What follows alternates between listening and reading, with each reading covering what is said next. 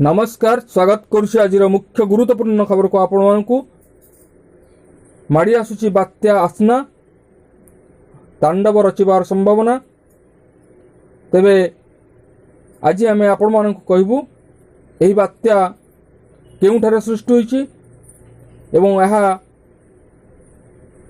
केउ राज्य उपरे प्रभाव पकाइबो एवं यार प्रभाव किभली भाव रहिबो, यह केउ दिगु गति करिबो एवं यार प्रभाव किभली भाव पवन और वर्षा हेबार संभावना रही से संबंध में संपूर्ण विवरणी मुझे भिडियो प्रदान करी से आपण मान निश्चित भिडियो को प्रथम शेष पर्यंत देखिए। जब भिडियो भल लगे तो पाखे लाल बटन निश्चित सब्सक्राइब करें, पाखे आसुवा बेल आइकन बजा देवे और ऊपर आसुवा ऑल नोटिफिकेशन क्लिक करने को भूलिबेनी, जहाँफल एभली भिडियो सर्वप्रथम आपण मान निकट में पहुंच पार। तेबे आसंतु जानिबा आजिर एही बात्या आसना संपर्कित विशेष गुरुत्वपूर्ण खबर को।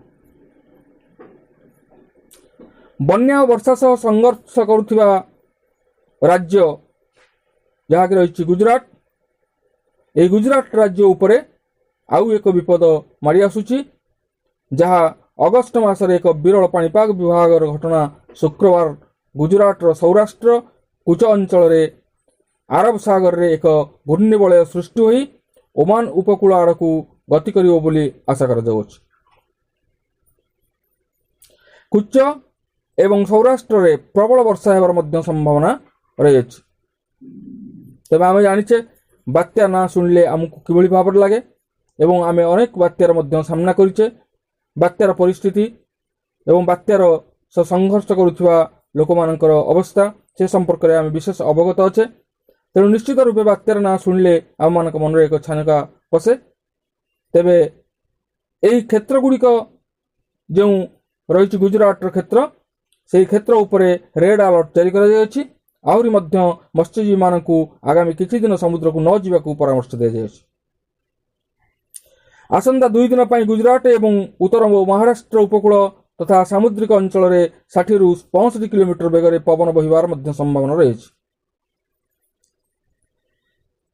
पाणीपाग विभाग आईएमडी कही जे सौराष्ट्र एवं कुच उपरे गभीर उदासीनता पश्चिम दक्षिण पश्चिम दिग को गति करिवो। कुच निकट एवं उत्तर पूर्व आरब सागर रे बाहरी पाकिस्तान उपकूल रे गति करी शुक्रवार एक घूर्णिबलय सृष्टि हेबार संभावना रही। यह एक बात्यारे परिणत मध्य। तेबे यार नाम रखा जाइछि आसना। पाकिस्तान रखिछि एही नाम अगस्ट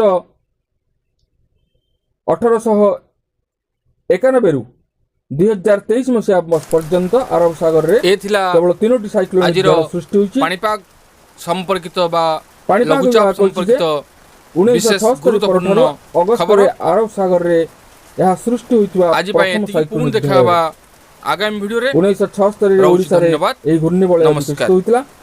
तेबे दर्शक बंधु एथिला बात्या आसना संपर्कित एक विशेष गुरुत्वपूर्ण खबर। आज पय एति पुणी देखा आगामी वीडियो रे। रहउछि धन्यवाद।